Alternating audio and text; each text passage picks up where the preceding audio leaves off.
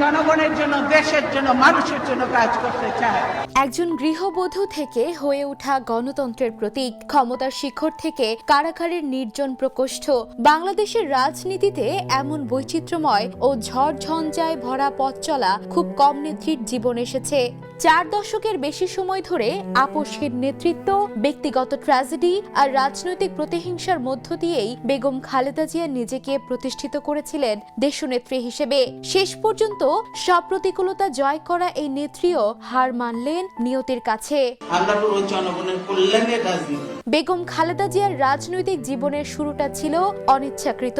1971 সালে মুক্তিযুদ্ধের সময় স্বামী মেজর জিয়াউর রহমান পাকিস্তানি বাহিনীর বিরুদ্ধে বিদ্রোহ করে মুক্তিযুদ্ধে যোগ দিলে সেনানিবাসে বন্দিত্বের জীবন শুরু হয় তার। স্বাধীনতার পর জিয়াউর রহমান রাষ্ট্রপতি হলেও দীর্ঘ সময় তিনি ছিলেন অন্তরালেই। রাজনীতির আলোয় তখনও দেখা যায়নি তাকে।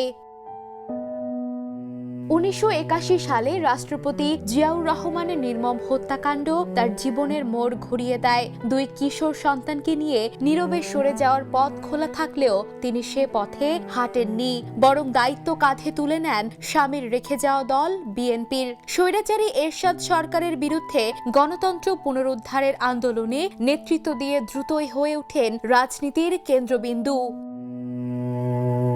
1991 সালে নির্বাচনে বিজয়ের মধ্য দিয়ে বাংলাদেশের প্রথম নারী প্রধানমন্ত্রী হওয়ার গৌরব অর্জন করেন বেগম খালেদা জিয়া। পরবর্তী সময়ে আরও 2 দফা নির্বাচনে জয়ী হয়ে সরকার গঠন করেন তিনি। এই সময়ে গৃহবধূ থেকে আপোষহীন নেত্রী হয়ে ওঠার গল্পটি রূপ নেয় দেশনেত্রী পরিচয়ে। তবে রাজনীতির দ্বিতীয় অধ্যায় ছিল আরো কঠিন। 2006 সালে সেনা সমর্থিত তত্ত্বাবধায়ক সরকার ক্ষমতায় আসার পর শুরু হয় সংকট। গ্রেপ্তার হন তার বড় ছেলে তারেক রহমান। নির্যাতনের শিকার হয়ে তারেক রহমান চিকিৎসার নামে যুক্তরাজ্যের নির্বাসনে যেতে বাধ্য হন। 2008 সালের পর আওয়ামী লীগ টানা ক্ষমতায় এলে রাজনৈতিক প্রতিহিংসার অভিযোগে বারবার কোণঠাসা হন সাবেক এই প্রধানমন্ত্রী। 2011 সালে সেনানিবাসের বাসভবন থেকে উচ্ছেদ, 2014 সালে নির্বাচন বর্জনের পর গুলশানের বাসভবনে কার্যত গৃহবন্দিত্ব, 2015 সালে রাজনৈতিক কার্যালয়ে অবরুদ্ধ থাকা, একটির পর একটি দুঃসহ অধ্যায় পার করতে হয় তাকে। এর মধ্যেই 93 দিনের অবরুদ্ধ অবস্থায় ছোট ছেলে আরাফাত রহমান কোকোর মৃত্যু তার জীবনে নামিয়ে আনে গভীর শোক।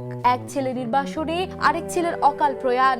তবু গণতন্ত্রের পথ থেকে এক মুহূর্তের জন্যও সরে যাননি তিনি। 2018 সালে জিয়া অরফানেজ ও জিয়া চ্যারিটি ট্রাস্ট মামলায় কারাদণ্ড হয় তার। পরিত্যক্ত পুরনো ঢাকা কেন্দ্রীয় কারাগারে বন্দিত্বের সময় থেকেই দ্রুত অবনতি হতে থাকে তার শারীরিক অবস্থার। উন্নত চিকিৎসার জন্য বিদেশে নেয়ার আবেদন বারবার প্রত্যাখ্যাত হয়। 2 বছরের বেশি সময় কারাবন্দী থাকার পর করোনা মহামারীর সময় নির্বাহী আদেশে শর্ত সাপেক্ষে মুক্তি পেলেও অসুস্থতার কারণে হাসপাতালেই হয়ে ওঠে তার স্থায়ী ঠিকানা। দীর্ঘদিন সুচিকিৎসার অভাবে নানা জটিল রোগে আক্রান্ত হন তিনি। অবশেষে রাজনৈতিক পট পরিবর্তনের পর আসে বিদেশে চিকিৎসার সুযোগ। গত 7 জানুয়ারি কাতারের আমিরের পাঠানো এয়ার অ্যাম্বুলেন্সে যুক্তরাজ্যে যান বেগম খালেদা জিয়া। লন্ডনের হিথ্রো বিমানবন্দরে প্রায় 1.5 যুগ পর মায়ের সঙ্গে দেখা হয় নির্বাসিত ছেলে তারেক রহমানের। সেই আবেগঘন দৃশ্য আজও নাড়া দেয় দেশবাসীকে। 4 মাস চিকিৎসা শেষে কিছুটা সুস্থ হয়ে দেশে ফেরেন তিনি। দীর্ঘদিন পর আবার ফিরতে থাকে হারানো সম্মান। সেনাকুঞ্জের সশস্ত্র বাহিনীর অনুষ্ঠানে আমন্ত্রিত হয়ে উপস্থিত হলে তিনি হয়ে ওঠেন অনুষ্ঠানের মূল আকর্ষণ। পরবর্তী সময়েও অসুস্থতার মধ্যেই একাধিক রাষ্ট্রীয় অনুষ্ঠানে যোগ দেন সাবেক এই প্রধানমন্ত্রী। তবে শেষ অধ্যায় ছিল আরো কঠিন। 23 নভেম্বর রাজধানীর একটি বেসরকারি হাসপাতালে ভর্তি হওয়ার পর অবস্থার অবনতি ঘটে। 27 নভেম্বর তাকে নেওয়া হয় সিসিইউতে। দেশি বিদেশি বিশেষজ্ঞ চিকিৎসকদের তত্ত্বাবধানে চিকিৎসা চলে। চীন ও যুক্তরাষ্ট্র থেকেও আসে medical team.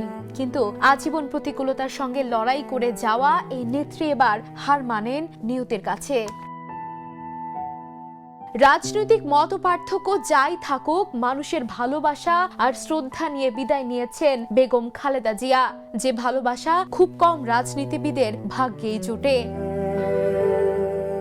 Desk report, the news.